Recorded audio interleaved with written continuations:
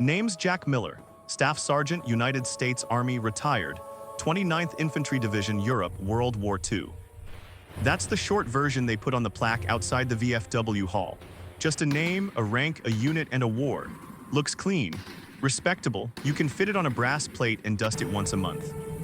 What you can't fit on that plate is the smell of wet wool and cordite, or the sound a man makes when he knows he's not going home. You can't fit the weight of the faces you still see when you close your eyes. People ask me what it was like. For a long time I'd just say it was war and change the subject.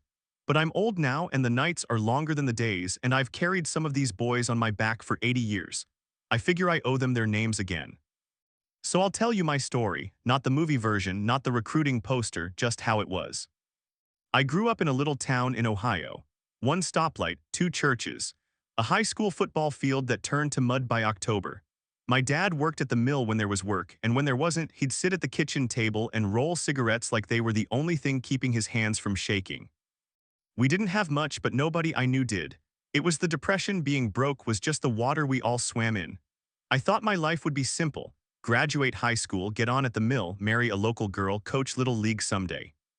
Then December 7th, 1941, the radio said the Japanese had hit Pearl Harbor. I remember the way my mother's dishwater went cold, her hands just hanging there in the sink while the announcer's voice shook. My father didn't say anything for a long time, just lit another cigarette, stared at the linoleum. Finally he said, "This means war, Jack, real war." I'd never seen real war. World War I was something in grainy newsreels, old men with medals they kept in drawers. But that night the whole town jammed into the church and prayed like the roof might come down. Every boy my age sat there with his mind already 50 miles away, imagining uniforms that didn't exist for us yet. The next day there was a line outside the post office for the draft board. I wasn't even 18 yet. My mother said, "You'll wait till they call you. You understand me, Jack?" She said it like a command, but her eyes were begging. I waited 3 months, then I went down and signed my name. My old man shook my hand like I was another man, not his kid. "Don't be a fool, but don't be a coward," he said. "There's a difference. Learn it quick." My mother didn't say anything. She went into the bedroom and shut the door real gentle. I could hear her on the other side of it, but we never talked about that. Couple weeks later, I was standing on a train platform with a cardboard suitcase and a government bus ticket to a place I'd never heard of, Camp Shelby, Mississippi. That was the first time I ever left Ohio. I can still feel that heat when I stepped off the bus. Northern boy like me, I thought I'd walked into the mouth of a furnace. Red dust everywhere, like the whole world had been sanded down to powder. Barracks laid out in rows like someone had taken a ruler to the pine woods. We shuffled off the bus in our civvies, a bunch of skinny kids squinting at the sun. That's when the first sergeant's voice hit us like a bomb. "Move it, ladies. Welcome to Uncle Sam's summer camp. My name is Sergeant McCloskey. Until further notice, I am your mother, your father, and the man who's gonna keep you alive if you don't die of stupidity first.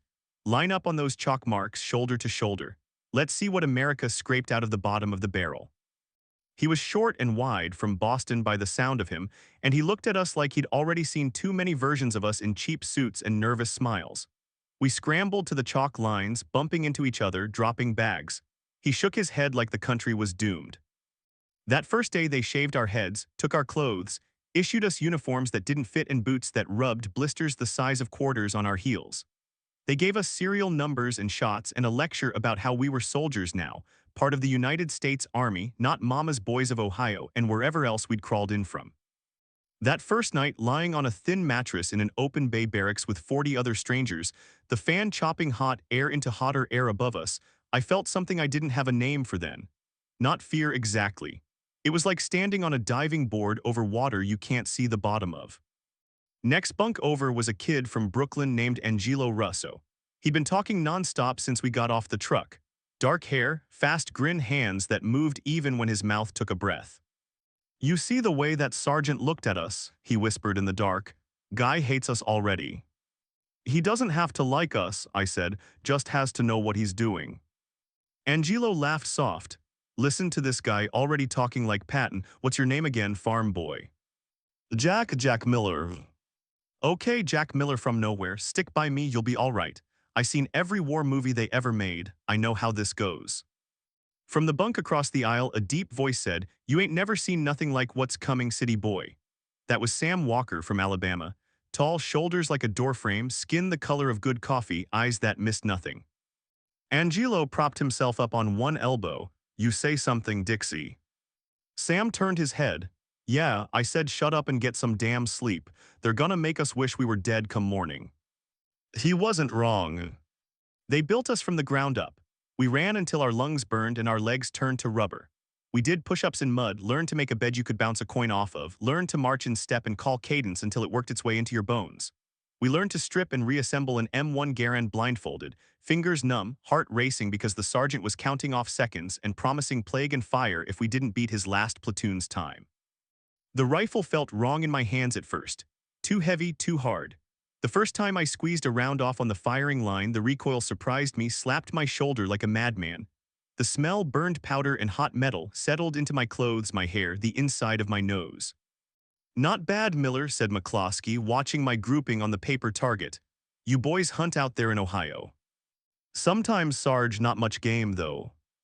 Don't matter, what matters is you listen. The Garand's your best friend now, treat it better than you treat your own ass. You take care of it, it might take care of you. He moved down the line, barking at some poor kid who couldn't hit paper at 25 yards. I watched the sergeant's back and thought how strange it was that this man I'd known for a few weeks might be the difference between me breathing or not, halfway across the world. At night we lay in our bunks, sore in places we didn't know we had, and we talked in low voices. About home, about the girls we'd left, about what it was going to be like over there, like it was some movie set we'd all seen. Angelo passed around a creased photo of his fiancée, Maria. Big eyes, dark hair pulled back, a tired sort of prettiness. She works in a sewing shop in Brooklyn, he said, pride and worry all tangled up. Took her 3 months to say yes, 3 months, can you believe that? Sam had a picture of his mama standing on a porch somewhere in Alabama, sunlight on her dress, head wrapped in a bandana. She said if I die out there, she's gonna come over and whip Adolf, behind herself, he said, and we all laughed. I had a picture of my folks, my mother in a Sunday dress and my father in a suit that didn't fit right. The photo made them look further away than they were in miles. I kept that picture in the breast pocket of my uniform, close to my heart like everybody else. The war crept closer in pieces. Maps in the dayroom with new pins pushed in every week. Newspaper headlines pinned up on bulletin boards. Russia pushed back here, the British holding on there. Names of islands in the Pacific none of us had ever heard of, suddenly places where men our age bled into the sand. You trained like hell, but there was always this sense we were rehearsing for a play nobody had the full script for. One evening after lights out, while we were lying there half asleep, a corporal stuck his head in the barracks. Miller, Russo, Walker, Lieutenant wants to see you. We looked at each other. What you do, Angelo, I muttered. He put a hand over his heart. Me, I'm a saint. The three of us trooped over to the orderly room. A young lieutenant with tired eyes and brand new bars on his collar studied a clipboard, then looked up. You three put in for infantry, right? Oh yes, sir, we said. He nodded slowly like he was measuring us. Divisions being reassigned, you're shipping out within the month, advanced infantry training then overseas, Europe.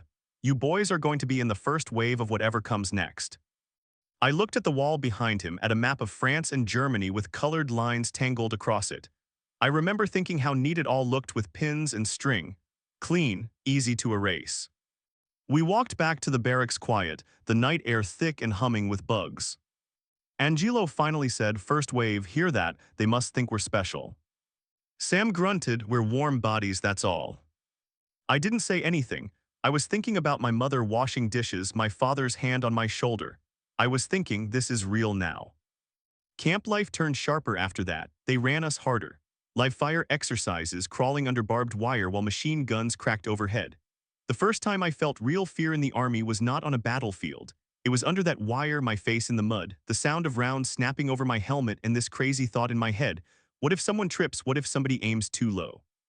A kid too rose over froze, just plastered himself to the ground and wouldn't move. McCloskey belly crawled over, grabbed him by the back of the jacket, hissed in his ear, you want to lie down and die, you go volunteer for the Graves registration. Up, move. He said it like he was pissed off, but his hands were careful, guiding the kid along. Fear wasn't abstract anymore. It had a taste, metal and dust, and the dryness at the back of your throat when your body wants to run but there's nowhere to go. Then one hot, bright Mississippi morning, they formed us up on the parade ground. The band played stiff martial music that sounded more confident than anyone felt. We marched past reviewing stands where men with stars on their shoulders saluted us, and then that was it. They gave us quarantine shots, packed us into trains headed north. I remember the first glimpse of New York Harbor, leaning over the rail of the troopship. The Statue of Liberty, pale green against a gray sky. Her torch looked smaller than it did in the pictures, like she was tired too. Beside me, Angelo whistled low. "Think Maria's looking at this same sky?" he asked. "Maybe," I said. Sam snorted. "She's looking at some other guy by now." Angelo elbowed him. "You shut your mouth, Dixie, or I'll throw you overboard myself." The ship smelled like sweat, oil, and fear. Hammocks slung above bunks, men packed in so tight you could feel the man next to you breathing. The ocean went on forever, green, gray, and heaving. Alert drills at all hours, U-boat off the starboard bow. Everyone grabbing lifebelts, racing to stations, heart pounding, only to find out it was a drill. Or worse, a false alarm. At night, with the lights dimmed to keep us from being targets, we sat shoulder to shoulder and tried to laugh. "You think it'll really be like in the newsreels?" some kid asked once. He had fuzz for a mustache, eyes too big for his face. "What, the marching bands and flags?" Angelo said. "Sure, Hitler will probably come out, shake our hands, and surrender, right, Jack?" "I think," I said slowly, "that whatever it's like, it won't be like we think." Sam looked at me sideways, just nodded once. We hit England in a cold drizzle. Gray sky, gray water, gray docks. The Brits had been at it for years by then. Their uniforms were worn in ways ours weren't yet. Their eyes were older. They loaded us into trucks, drove us past hedges and stone walls older than my country to temporary camps in muddy fields. We drilled some more, we marched some more, we waited.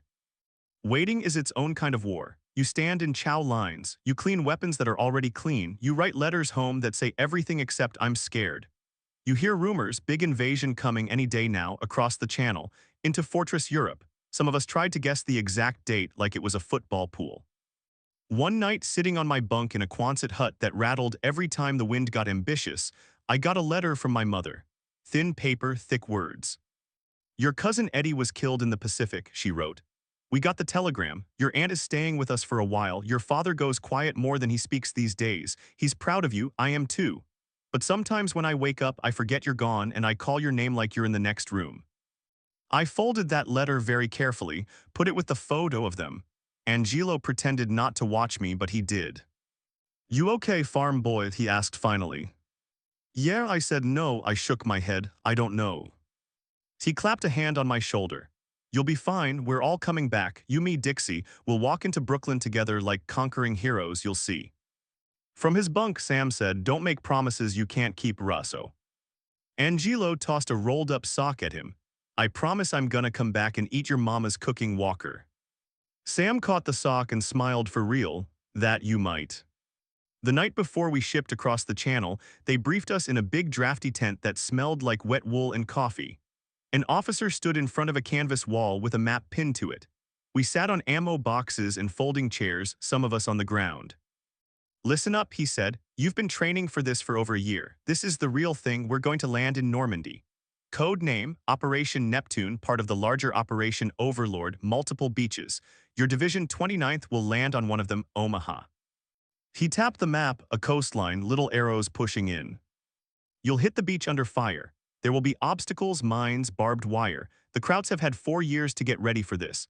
Don't kid yourselves, it's going to be tough, but you're tougher. Remember your training, stick with your squad, listen to your NCOs. You're not fighting for that 100 yards of sand, you're fighting for each other." Questions. A hand went up in the back. "Sir, what do we do if we get separated from our unit?" The officer's face tightened just a bit. "You won't, just don't." We didn't sleep much that night. Men wrote letters and left them with the chaplain to be mailed if, well, you know. Some played cards like the outcome of a poker hand mattered more than anything else. Some stared at nothing and everything. I sat on my cot with Sam and Angelo. "You scared?" Angelo asked. "Yeah," I said. "You?" "Nope," he said instantly, then laughed when we both looked at him. "Okay, maybe a little. I mean, we're about to be in the history books, right? Be reading about us in school. The brave boys who stormed the beaches of Normandy. You best brush your teeth for the pictures, Jack." Sam shook his head.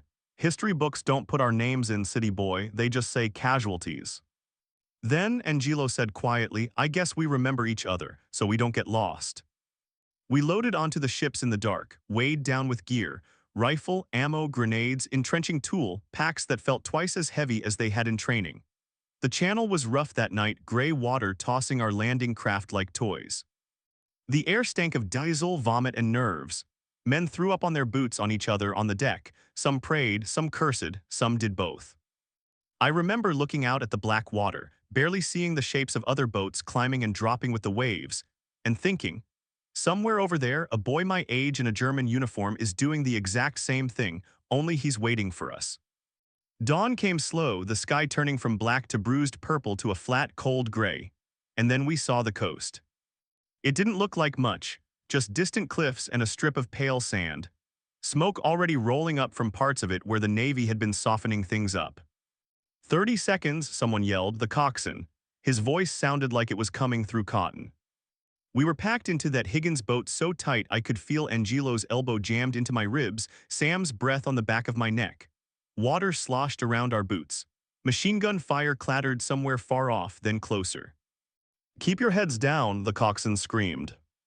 Artillery shells started walking toward us, columns of white water leaping up then falling in sheets. Another boat to our left just wasn't there anymore. 1 second it was bouncing along, men hunched inside. The next, it was a spray of wood and metal and bodies. Jesus Christ, someone whispered. The ramp dropped with a bang, and the first men in the front line went forward and disappeared. It took me a split second to realize they weren't running. They were falling, hit before they ever touched sand. Off, off, move, move, move, the coxswain roared. Training kicks in where thought stops. My legs moved. I splashed into water that came up to my chest, freezing, dragging at my gear. Machine gun fire tore at the water all around, little geysers. A man next to me jerked, his helmet flying off, skull opening like a dropped melon. Somebody behind me pushed, somebody in front of me stumbled. I took a wave in the face, tasted salt and copper and panic. Don't stop, Sam's voice somewhere to my left, keep moving. We staggered, half swimming, half running, toward a strip of sand that seemed like it was getting farther away, not closer. Bodies floated. Packs sank, dragging men down who struggled weakly, weighed under by the very equipment meant to keep them alive. My boots hit ground suddenly. Sand shifted underfoot. I lurched forward, lungs burning, ears ringing. Bullets slapped into men ahead of me, behind me. The air was a solid wall of noise, machine guns, artillery, men shouting things I couldn't make out. I dove behind a steel obstacle, one of those damned Czech hedgehogs they'd warned us about, chest heaving. Sand kicked up all around as rounds smacked the beach. Angelo slid in next to me, eyes huge behind his glasses, his face pale under the grime and spray. We're on the wrong beach, right? He yelled. Tell me we're on the wrong beach. This is the right one, I shouted back. It felt like a joke. Sam belly flopped down on my other side. You ladies enjoying the view, he bellowed. We gotta move. Move where? Angelo snapped. Into that. He jerked his head toward the seawall, where men were stacked up like cordwood, some moving, some not. A lieutenant dashed past, waving his arm, then went down in a weird, boneless way, his helmet tumbling, his body rolling like driftwood.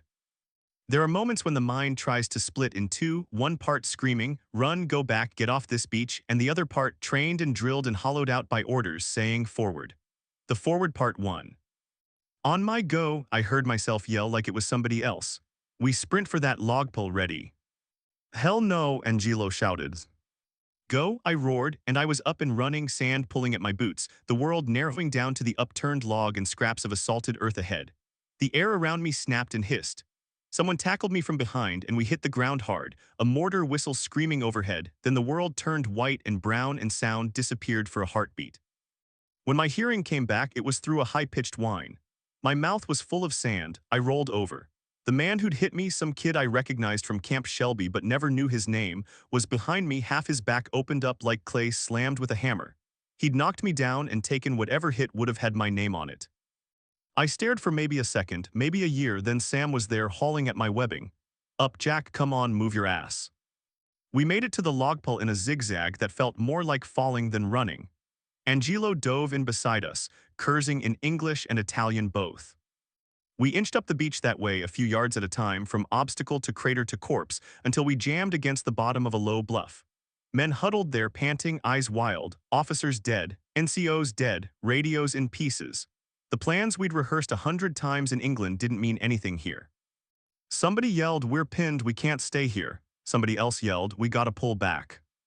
I felt my hands moving without orders, checking my rifle, patting down my ammo pouches, grabbing a fallen man's bandolier because he wasn't going to need it anymore. My heart was hammering so hard I thought it might crack ribs. Then McCloskey's voice cut through it all. Somehow he'd made it to the bluff, his helmet askew, a strip of blood down his cheek. "You want to die on this godforsaken strip of sand," he barked. "You stay put, you want to go home someday, you get off your bellies and get up that bluff. Miller, Walker, Russo with me." He didn't ask, he didn't beg. He just started moving along a shallow ravine, crawling and scrambling, and we followed because that's what you do when somebody acts like there's still a plan. We clawed our way up that slope on hands and knees, dirt in our teeth, bullets cracking overhead. A grenade went off somewhere to our right, chunks of earth and something wetter raining down. A man screamed a thin, high scream that went on until it didn't. Near the top, the ground leveled, barbed wire, German trenches. A bunker spitting fire out over the beach behind us. We could see their helmets now, their faces pale and shocked as ours, just with different uniforms. McCloskey pulled a pin, lobbed a grenade. "Covering fire," he yelled. We fired, not the neat, controlled shooting from the range, but wild, desperate bursts just to keep their heads down. The grenade went off. We stormed what was left of the position. It was close.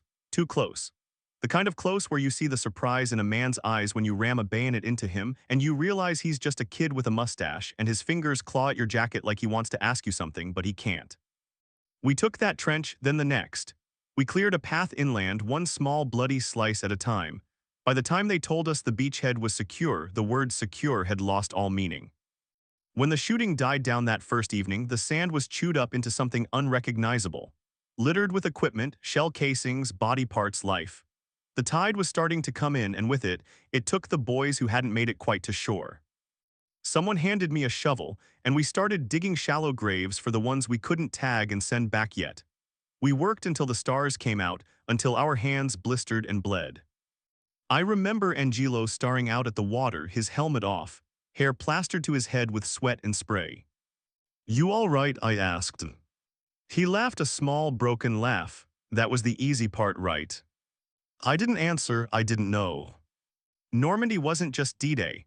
People talk about the landings like you storm the beach and boom, the war, over. They don't talk as much about the hedgerows. Every field in that part of France was boxed in by walls of earth and brush and trees, thick as sin and twice as stubborn.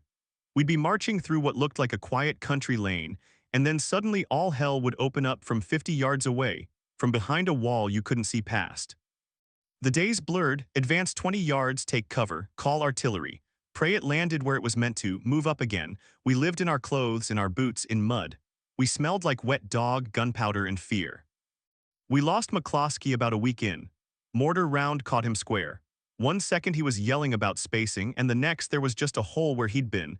Nothing to carry back, just a smear and some ringing in our ears.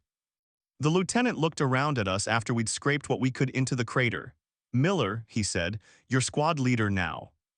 I looked over my shoulder for the other Miller he must mean, then realized there wasn't one.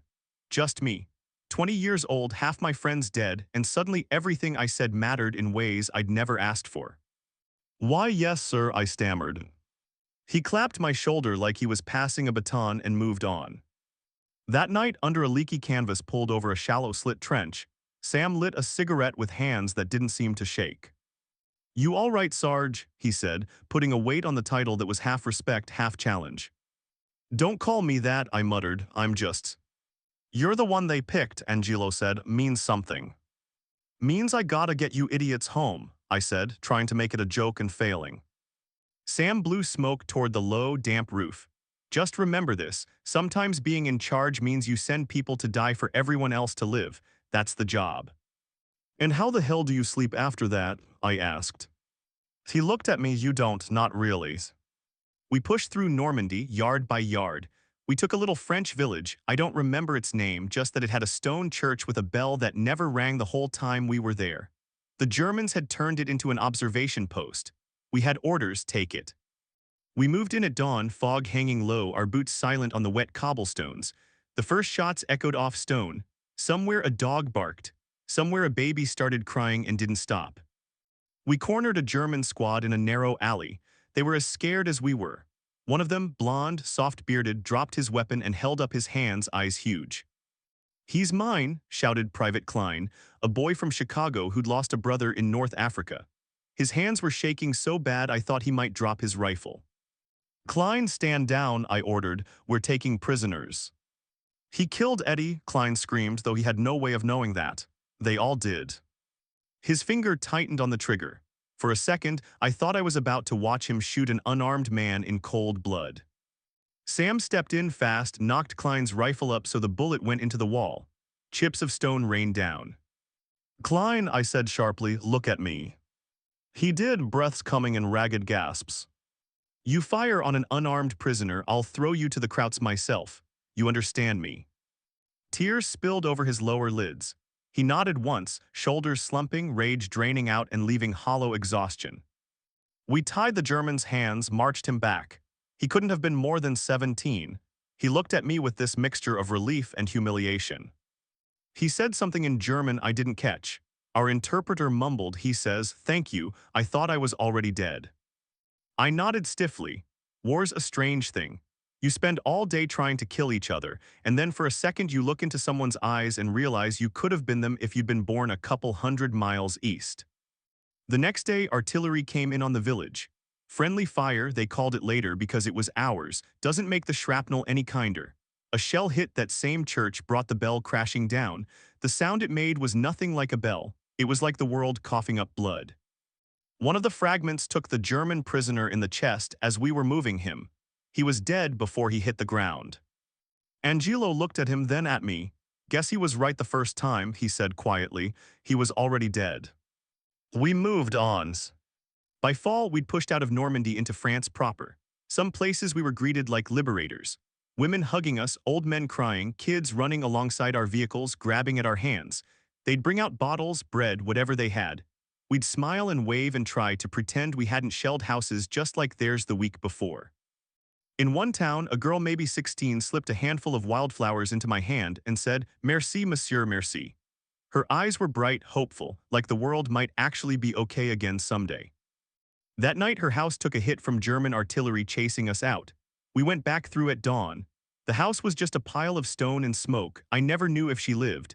I still see her sometimes, holding out flowers. Autumn turned to winter. We'd been in France, Belgium, Holland, names blurring together. The supply lines stretched, the days got shorter, the nights colder, our breath smoked in front of our faces. We wrapped our feet in whatever we could find, newspapers, spare shirts to keep from freezing in our boots. Word filtered down from on high that the Germans were on their last legs. "They're beaten," the brass said. "It's just a matter of when, not if." Then came the Ardennes.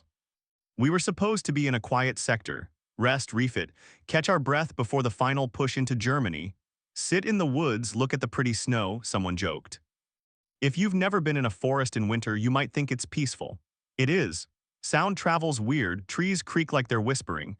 Snow swallows footsteps and reflects light in strange ways. You feel exposed and buried at the same time. We were strung out along a line that was more suggestion than wall. Thin, undermanned, tired. The Germans hit us in the dark hours of a December morning with more force than anyone thought they still had. Artillery pounded the tree line, turning pines into splinters, snow into shrapnel.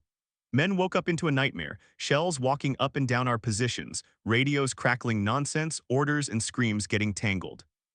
Counterattack, fall back, hold the line, it all blurred. In the chaos, our squad got cut off. One minute we had friendlies to our left and right, the next, it was just trees, snow, and German shapes moving where they shouldn't have been. "South," I yelled over the din, pointing. "We gotta get south, link up." We moved in a crouch, slipping between trees, breath ragged in the cold air. Snow soaked into our boots, our pants, numbing everything from the knees down. Bullets snapped through branches, showering us with pine needles.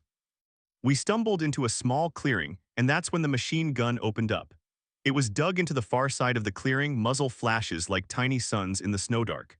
The first burst cut down 2 men in front of me, Harrison and Lee, just like that, names I'd said 100 times at roll call now just meet in the snow. We dove, scrambling behind what cover we could find. Fallen logs, shallow dips in the ground. "We're pinned," Angelo shouted, voice high with panic. I risked a glance. The gun was maybe 40, 50 yards away, too far to toss grenades with any accuracy, too close to call for artillery without painting ourselves into the blast. Flank, I yelled. Sam, take Miller Ortiz, I stopped. Miller was me, I swallowed. Take Ortiz Hall, go right, I'll take Russo and Klein left. We hit him at the same time. Sam's eyes met mine, you sure? No, I said, do it anyway. We split, snow up to our shins, breath burning, fingers numb on cold steel. I could hear my pulse over the gun's chatter. Every step felt like it took a minute. We crept through the trees, trying not to crunch. My feet betrayed me anyway. Branch snapped under my boot, loud as a gunshot. The machine gun swung a few inches our way, then back. They hadn't heard, or they had other problems. I counted under my breath, 1, 2, 3. On 3, I stood up, yelling like I could scare the bullets away, and fired. Angelo and Klein fired beside me. Across the clearing, I caught a glimpse of Sam and the others rising and letting loose. For a few seconds, the air was nothing but lead. Then the machine gun stuttered, coughed, fell silent. We advanced, breath coming in clouds, rifles trained. The gun crew was down. 2 dead, 1 dying, clutching at a rosary that had gone dark with blood. He was young, they were all youngs. Clear, Sam called. I turned to signal the others, everybody. That's when the mortar hit. I didn't hear the whistle, just a dull thunk behind us and then a concussive blast that lifted me off my feet, spun the world end over end. I slammed into a tree, pain exploding in my shoulder. Snow and dirt rained down. For a while, I didn't know where I was, just a high, shrill ringing like the world had turned into a single note. My vision was a blur of white and brown and red. I tried to move. My left leg screamed. I looked down and saw shrapnel sticking out just below the knee, black metal jutting out of a torn pant leg gone slick with blood. Jack, a voice called through the whistle in my ears. Jack. Angelo, he crawled into view, face streaked with soot and blood, one sleeve hanging empty, his left arm creased. It was gone above the elbow, just gone. You okay? He gasped, then laughed, a wild, breathless sound. Stupid question. I pushed up on my elbows, pain flaring. I swallowed. I'm hit, but I can move, Sam. Angelo's eyes flickered. I don't know. I looked back toward where the mortar had landed. Smoke, broken trees, bodies. Hall was lying face down, not moving. Ortiz was on his back, hands paddling weakly at the air like he was trying to swim. Sam. Sam was sitting propped against a tree, blood soaking the front of his coat, spreading dark on white. His rifle lay in the snow, his head lolled. I crawled to him, legs screaming every inch. Sam, I panted, Sam. His eyes fluttered open, focused on me slow, like he was seeing me from the end of a long tunnel. Hey, Sarge, he whispered, looks like they got my dancing foot. I glanced down. His legs were both there, but below his ribs, everything was wrong, torn up. There was too much red. Medic, I yelled, voice cracking, medic. No answer. Everyone who could move was moving, shooting, shouting. The forest was a blur of men and noise. Angelo staggered closer, clutching his ruined arm. We gotta go, Jack, they'll be on us any second. Not without him, I snarled, grabbing at Sam's jacket. Sam's hand caught my wrist, surprisingly strong. Jack, he said, voice low, calm, look at me. I did. Snowflakes were melting on his eyelashes. His breath steamed, he was still there. You drag me, you die, he said. You die, Russell dies, Klein dies, you hear me, I'm done, you're not. I'm not leaving you, I said, my throat felt tight. All the air in the forest had gone somewhere else. Yes, you are, he said, that's an order, Sarge. I shook my head violently. No, shut up, Sam, we can. You remember what I told you, he asked. About the job, sometimes you send people to die so others can live. This is that time, only this time I'm sending me. Sam, please, I whispered. I didn't recognize my own voice. His fingers dug into my wrist. I need you to live so somebody remembers my ass, so I'm not just a line in some report. He coughed, winced. You tell my mama, you tell her I wasn't scared, all right, even if that's a damn lie. Tears blurred my vision. I blinked them away angrily. I'm coming back for you. No, he said, you're not, 'cause if you do, I'll haunt you for being stupid. Something in his eyes changed, like a lamp turned down. He was still looking at me, but from further away. Go, Jack, he said, take Angie, get the hell out of here. Jack, Angelo screamed, they're coming. German voices closer now, the metallic clink of equipment, the crunch of snow under boots. We were seconds away from being overrun. I looked at Sam, at Angelo, white-faced and bleeding beside me, at the trees that offered no cover, no miracles. Every instinct screamed at me to stay, to keep fighting, to refuse the choice the world was forcing on me.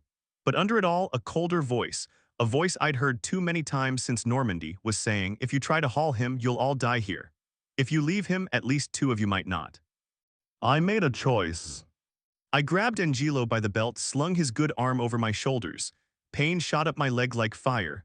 Put weight on me, I snarled. I can walk, he said faintly. You can shut up and let me carry some of you, I snapped. I looked back at Sam one last time. His eyes met mine. He gave the smallest nod. Then he looked away, up at the snow drifting down between the trees. Go, he mouthed. We went.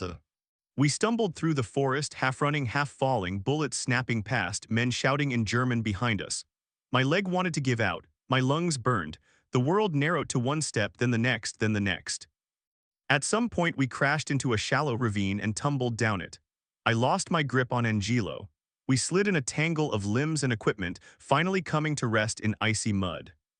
Silence, sudden and sharp, like someone had closed a door on the battle above. Angelo groaned, "You still alive, Sarge?" "Yeah," I gasped. "You?" He wiggled the fingers of his remaining hand, "Far as I can tell." We lay there gasping for what felt like hours but was probably minutes. Boots crunched somewhere above us, men shouting then receding. We stayed still, barely breathing, waiting for a bayonet to poke down and end it. None did. Eventually, the sounds moved off. The forest settled into that eerie winter quiet again, broken only by distant explosions. We found our unit again the next day, or they found us.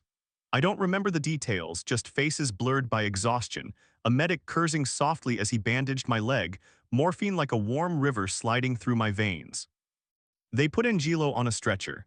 They loaded me onto a truck with other wounded. As the truck started to move, I tried to sit up, shouting, "We gotta go back, Sam Walker, he's." A hand pressed me down gently, a medic, eyes red-rimmed. "We'll send search parties when we can," he said. "Right now, we gotta get you out." He's alone," I mumbled. "He's..." "Yeah," the medic said quietly. "A lot of boys are alone today." The morphine pulled me under. In that warm dark, I saw Sam sitting against that tree, snow on his eyelashes, and I stayed with him there for a long time in my head. Longer than the Germans probably left his body. They patched me up in a field hospital full of groans and antiseptic. Shrapnel out, stitches in. My leg would work, they said, more or less. "You're a lucky son of a bitch," the surgeon remarked, wiping his hands. "Which part of this is lucky?" I asked. "You get to go home someday," he said. "A lot of them don't." Angelo lost more than his arm. Something behind his eyes went too. The happy-go-lucky Brooklyn kid who'd teased me in the barracks at Camp Shelby didn't come back from the Ardennes. I sat by his cot when I could, watching snow fall outside the tent walls. "Guess I'm not gonna be a mechanic anymore," he said one evening, staring at the stump where his arm ended in neat white bandages. "You could still be," I said, "one-handed mechanic, you'll charge double." He snorted. "Maria didn't sign up for a cripple." "She signed up for you," I said. "If she's worth anything, that's enough." He was quiet for a long time. "Walker?" he asked finally. I swallowed. "I don't know," I lied. "I didn't see." He looked at me and I knew he knew. "You did what you had to do, Jack," he said. "That's all this goddamn war is, doing what you gotta do and hoping you can live with it." The war rolled on without us for a while. They sent Angelo back to England, then home. He was out. Done. The envelope of his life closed on this chapter, even if he'd never truly leave it. Me, they gave a cane, then took it away, put me on light duty for a few weeks, paperwork, guard shifts behind the lines. Then the orders came, return to unit. There was still fighting to do. I went, of course I went. Where else would I go? We crossed into Germany. The resistance got fiercer and more pathetic by turns. Old men and boys in mismatched uniforms, diehards who drunk too deep of Hitler's poison, regular soldiers as tired of it as we were. We liberated a camp near the end, not a POW camp, the other kind, the one they didn't talk about much when we were back home training. I won't give you details. Some things words just make smaller and they shouldn't be small. I'll just say this, everything we'd heard, everything we'd imagined about what a regime like that could do, it wasn't enough. The reality was worse. There was a boy there about 12, skin hanging off him like rags, eyes too big in his skull. He looked up at me when we cut the wire and said something in a language I didn't understand. The interpreter swallowed hard. He says, "Are you real?" I knelt, ignoring the throb in my leg, and put a hand on his shoulder. It was like touching bird bones. "Yeah," I said softly, "I'm real." We gave them what we had: rations, blankets, cigarettes they shouldn't have had but took anyway. Some of them smiled. Some just sat and stared at nothing. Some lay down and never got up again. That camp changed something in me. Up until then, the war had been personal, me and my boys against their boys, survival inch by bloody inch. After that, there was this cold, hard stone where my stomach should have been. If I'd had to walk all the way to Berlin on my hands and knees, I would have. Not for flags, not for politicians, for those kids behind the wire. Then, as suddenly as it had started for me on that December day back in Ohio, it ended. We were bivouacked in a muddy field in late April when the news came down: Hitler dead. The Germans surrendering here, there, everywhere. A few days later, VE Day, victory in Europe. Some guys fired rifles in the air, some got drunk on whatever they could find, some slept like the dead. I sat on an ammo crate, cleaning my rifle out of habit, and felt nothing. Just tired, so tired.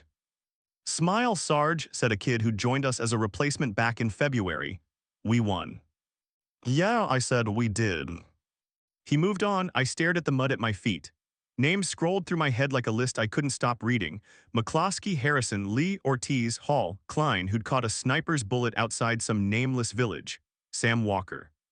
"Won," I muttered, "we wons." A few weeks later, they shipped us back to the States in waves. No bands this time, no speeches, just transport ships and duffel bags and a long gray ocean. We came into New York Harbor again. The Statue of Liberty was still there, same torch, same green. This time she did look bigger, or maybe I was just smaller. Crowds lined the pier, waving flags, holding signs. "Welcome home, heroes," women crying, kids on shoulders. The band played, people cheered. I smiled because they expected it. I hugged strangers because they wanted me to. But there was a pane of glass between us, invisible and solid. I could hear them, see them, but we weren't in the same world. They sent us to a stateside base for processing, Fort Dix. That was where they took my rifle away, just reached out and took it. "You won't be needing this anymore, Sergeant," a clerk said, like he was taking a book I'd finished. I watched it go, feeling like they'd just cut off a limb I'd grown used to. They gave us clean uniforms, forms to fill out, a handshake from a colonel who'd never left the continent. "We're proud of you, son," he said. "You don't even know my name," I replied before I could stop myself. He blinked. "It's on your form." "Yeah," I said, "it is." They offered us coffee in paper cups, donuts that tasted like sawdust after sea rations. They talked about readjustment, about job programs, about the bright future we'd fought for. Nobody talked much about the nights. I took a train back to Ohio. The same platform, different war. My mother was there, my father. They looked older, smaller. My mother hugged me so hard I thought my ribs might crack. My father shook my hand, then pulled me into a clumsy, fierce embrace. "You're home," my mother whispered into my shoulder. "You're home." "Yeah," I said, "I am." But some part of me was still on a beach in Normandy, in a forest in the Ardennes, in a field in France where wildflowers grew next to shell craters. I tried to be normal, got a job at the mill, married a girl from 2 towns over, had kids, paid bills, mowed the lawn on Saturdays, sat in church on Sundays, laughed at parties, told funny stories about mishaps in training, about English food, about goofy officers. I didn't talk about the beach, about Sam, about the camp. Night after night, I'd wake up with my heart pounding, sheets twisted around my legs, the taste of cordite and blood in my mouth. My wife would touch my shoulder gently. "You're here," she'd say, "you're safe." Safe, the word never fit quite right again. Decades passed, the mill closed, the kids grew up, had their own kids. My hair went gray, then white. My uniform sat in a box in the closet, medals in a drawer I didn't open. The world kept turning. New wars, new boys on new beaches. I watched them on television, feeling old anger and old fear and old pride all mixed together. Every now and then somebody would spot the little flag sticker on my car or the pin on my lapel and ask, "You in the war?" "Yeah," I'd say. World War II, eyes widenings. "Oh yeah. What was it like?" I'd shrug, "Long time ago." They'd press, sometimes I'd give them a piece, a story smoothed over with time, never the whole thing. Never the part where I walked away from Sam under the trees with the snow turning red around his boots. But time does a number on you. It wears down the sharp edges, but it also strips away the excuses. You start thinking about what you're going to leave behind when you go, not money, not property, stories, names. That's why I'm telling you this. Because I don't want Sam Walker to just be a line on a casualty list or a name on a stone in some cemetery you drive past without seeing it. He was tall, he had a laugh that rumbled up from his chest like distant thunder. He could shoot better than anyone in the squad and could field strip a rifle in the dark, drunk, upside down, probably. He missed his mama's cooking more than anything in the world, and he was scared just like the rest of us, but he did his job anyway. The last thing he did with his time on this earth was to make sure I used mine better. You want a hero, put his picture on your wall. Me, I did what I had to do. I followed orders. I made choices, some good, some bad. I carried 15 boys home in my head who didn't get on the ship in body. I lived. Some days that felt like the easier part, some days it felt like the heaviest duty of all. If you're looking for a neat ending with lessons tied up in a bow, I don't have one. War doesn't end clean. It echoes. In men, in families, in countries. I can tell you this, though. War isn't flags and speeches and pretty girls waving from docks. It's mud. It's fear. It's the way a grown man cries for his mother when he realizes the wound is mortal. It's the weight of a friend's head in your lap while you lie to him and tell him he's going to be fine because that's all you can give him. It's also somehow in all that ugliness small acts of grace. A canteen shared, a joke cracked in a foxhole under shell fire, a hand grabbing your jacket and yanking you down just before the bullet where your head was. People ask me if I'd do it again knowing what I know, knowing who I'd lose, knowing who I'd have to leave. I think about that 12-year-old boy behind the wire. I think about the little French girl with the flowers. I think about Sam sitting against that tree ordering me to go. Yeah, I say I would. Not because war is good, it's not. It's a failure of every better thing humans can do. But when that failure comes, somebody has to stand in the way of the worst of it. We were those somebodies once. Now it's your turn to decide what kind of world you want, what you're willing to stand up for before it gets to the point where boys have to crawl up beaches under machine gun fire. I'm just an old man now. My war is stories and memories and the names I say on certain nights in June and December. But if any of those boys are listening, Angelo with his easy grin somewhere in Brooklyn, Sam with his snow-dusted lashes in a forest in Belgium, McCloskey barking at some sorry recruits in whatever comes after, then this is for them. I remember you. I remember you. I remember you.